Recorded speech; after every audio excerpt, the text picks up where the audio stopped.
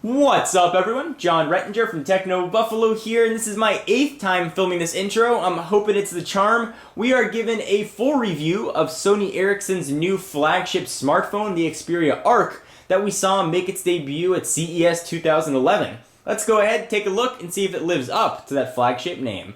Coming up with new ways to say does it live up to is getting harder and harder.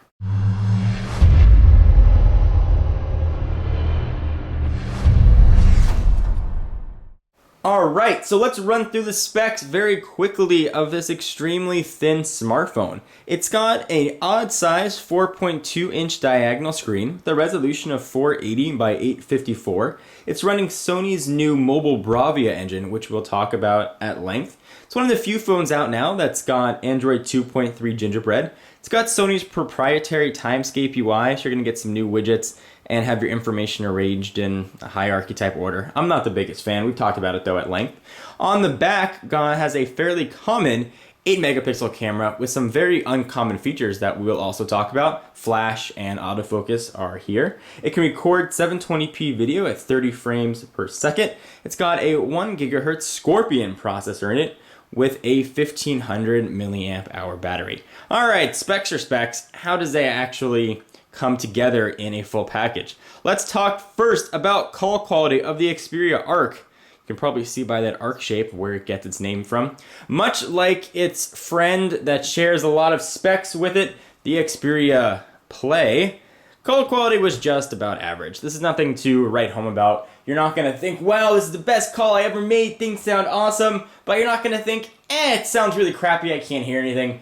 It's just good enough that you're not going to notice that it's bad, if that makes sense. It's average phone calls. I didn't have many drop calls. I did do my 20 call tests, and I had 3, so just about average. And I was using AT&T's 3G network. I should mention that this guy is available unlocked.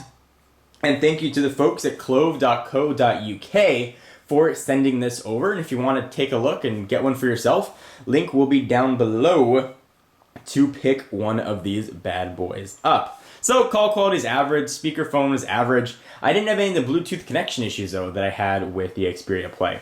So something to keep in mind.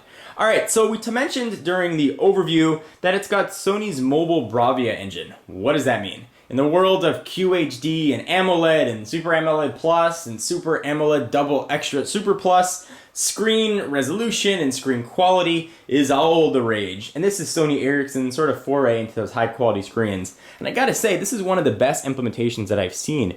Images look absolutely gorgeous. So I've got an image here in the gallery. Go ahead and zoom in. Colors pop, blacks are very, very black. Pretty decent visibility in direct sunlight as well. And you don't get that sort of haze on white areas that you have with other screens. I'm looking at you. Original AMOLED, Super AMOLED Plus doesn't have it that bad. Screen is just absolutely beautiful when you're looking at text. So if I jump on over to the web, for example, and we take a look at a site, perhaps like Techno Buffalo, assuming I can select the icon. There we go.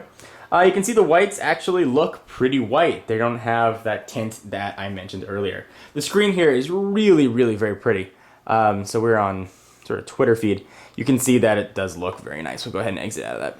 There we go. Now you can actually look at the website. Text is going to be very crisp and very clear. You're gonna have no problem reading text on this. I wouldn't necessarily read an ebook, although you could because it's Android and there's a ton of ebook options, but it looks very, very, very nice and very solid. All right, so it's called the Arc, the ARC, and everybody made funny jokes that Noah should have reviewed this phone, and then you could have said it was Noah's Arc. And honestly, if I thought about that, we probably would have had Noah review it because those jokes would just be funny and awesome.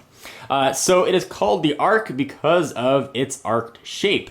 And that arc shape makes this phone feel really nice in the hand. Right where you hold it in the middle, it is extremely thin, and it tapers out on both sides. This is one of the most enjoyable phones to hold. I know that sounds very weird, but holding some of the chunkier phones feels a little bit strange. It just feels very, very nice, and it's extremely thin. If you look at it, for example, if we make a little smartphone sandwich next to something like the Xperia Play, which of course has that slide-out keyboard, is going to add some thickness, you can really appreciate how thin this phone really is. If you look at something like the Droid Charge, again, you can really see how thin this is. And just because I know you Android folks want to see it, Here it is next to the iPhone 4, which at one point was the smallest or thinnest smartphone out there, and now the Xperia Arc just absolutely dwarfs it. This thing is just so very, very thin. So for as good as the design is, Sony made some weird design cues. So if you saw my review of the Xperia Play, I talked about the strange button alignment here on the bottom and how they're a bit out of order for what we've seen on previous Android smartphones. Well, evidently Sony decided to take that a little bit further and got rid of some buttons here on the Xperia Arc.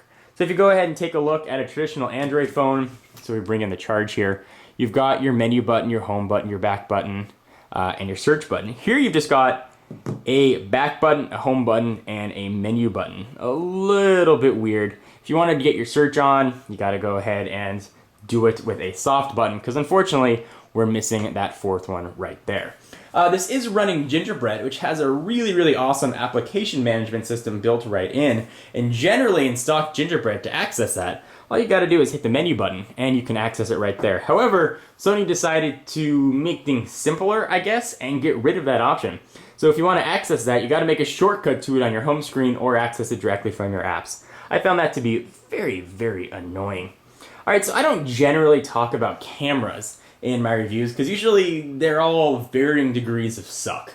They snap pictures, you can take a shot of your dog or your friends out at a club, but you're not going to blow them up, and chances are it's not going to replace your primary camera. However, the Xperia Arc comes very close to camera quality and features. Let me go ahead and show you. So we'll jump into camera. We don't have a hard button for camera. You got your typical Android-looking camera options. However, what you've got is that little guy smiling at you. And this is the smile detection. Actually, what this will do is when you have somebody in frame, so if I had a face right there and I was going to smile, as soon as I smiled, it would snap the picture. So if you take photos of kids and you're trying to get them to sit still, this is a really nice feature. Something to keep in mind that I really liked with the Xperia Arc. This is not something that's offered in all of Sony Ericsson's phones. All right, so let's talk about speed for all of you processor junkies and benchmarking junkies.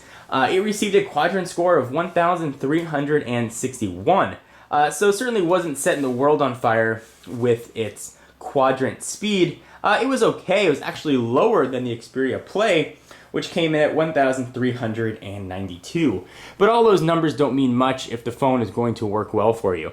And this phone is pretty snappy. One of the areas where I generally notice slowness is in the browser. So if we look at Techno Buffalo, which does have Flash content, here you can see how slow that was to actually load up the browser. It's not overly quick. There's a little bit of lag. With Flash turned off, though, it's pretty zippy. But if you look at some of the dual-core phones, that's really where you see a difference. And this is just a single core.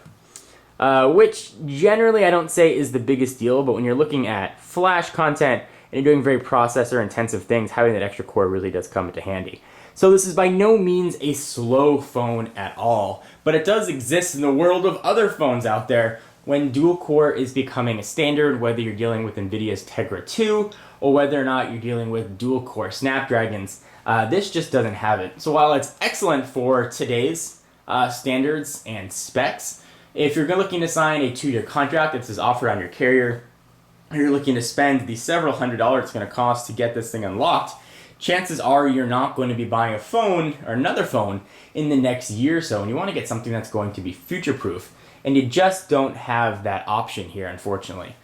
So do I recommend this phone? Absolutely. For right now, it is a solidly spec'd phone in a gorgeous package, but it's not future-proof. So you don't have support for full HSPA+, you don't have LTE, you're not going to have that dual-core, which is probably going to become standard in the next year or so. So you're going to get a phone that's going to work great now, and developers have certainly been making tons of applications, but it's not going to be optimized for the dual-core phones that will be coming out inevitably in the next few months. So if you're in the market for a phone that's going to work well, is going to give you relatively decent speed, and looks damn good while doing it, the Xperia Arc is going to be a very solid phone. However, if you're one of the few that needs to have the latest and greatest technology, this is by no means a future-proof phone, and you might be better off waiting for the Arc 2, which presumably will have dual-core, or another Sony Ericsson phone which will sport 2 cores.